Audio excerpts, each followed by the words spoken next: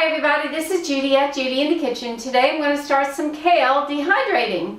I want you to see I have a lot of kale here that I've harvested from my 7 modest kale plants that I've grown indoors in my non-circulating hydroponic method.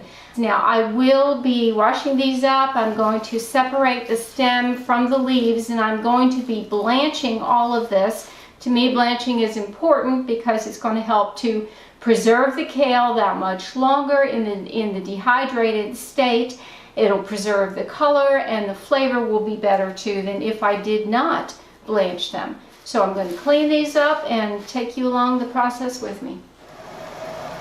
We're at the stove. I've got a pot of water boiling here. Another pot is going because I have so much kale. I want to make sure I have enough room for it all. And in this bowl I have my stems. I separated the stems solely because I want to give them a little bit of a head start. Now I'm going to start adding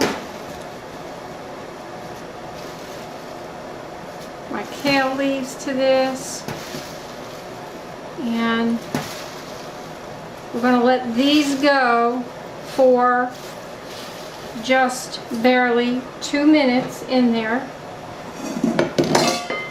Getting down in the water here.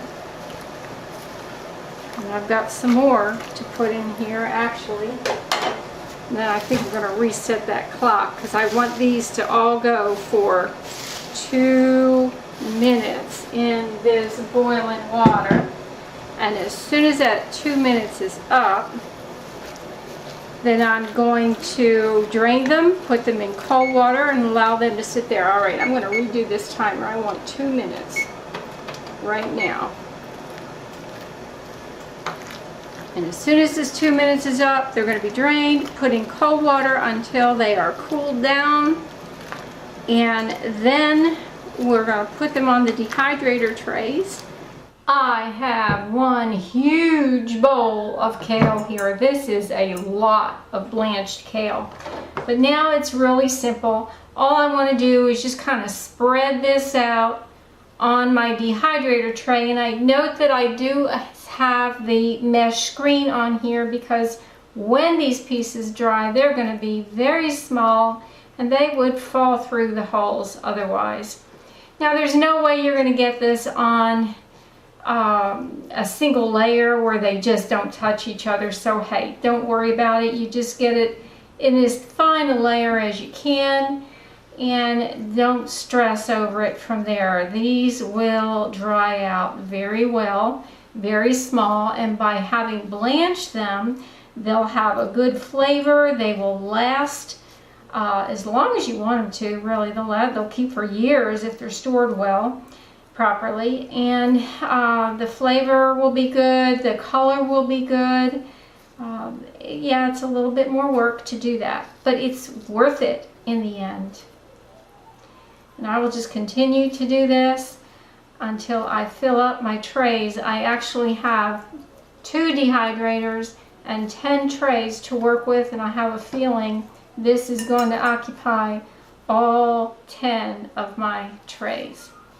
Now I wanted to mention also that you want to follow your dehydrator manufacturer's directions on the temperature to use. Mine says 135 for fruits and vegetables. So initially I'm going to set it for 135. But then if it turns out that I need to leave these overnight, I'm going to turn it down to between 135 and 125 just to slow it down just a little bit. Here we are, our kale is dry and it only took about 4.5 hours. You can hear, very crispy there, and it is dry. And I used 6 trays is all it took, and so I split it up between both of my dehydrators, and I used 3 trays in each one so that they would get a lot of airflow. And it only took about 4.5 hours, which really surprises me because I thought it was going to take longer than that. And I'll be using these in some soups and in some stir-steamed vegetables, that sort of thing.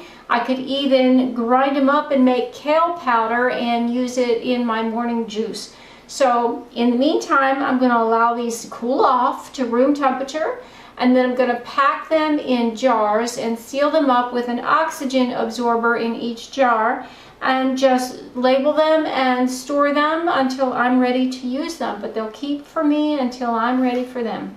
Let me know if you have any questions or comments below. This is Judy at Judy in the Kitchen. Bye for now.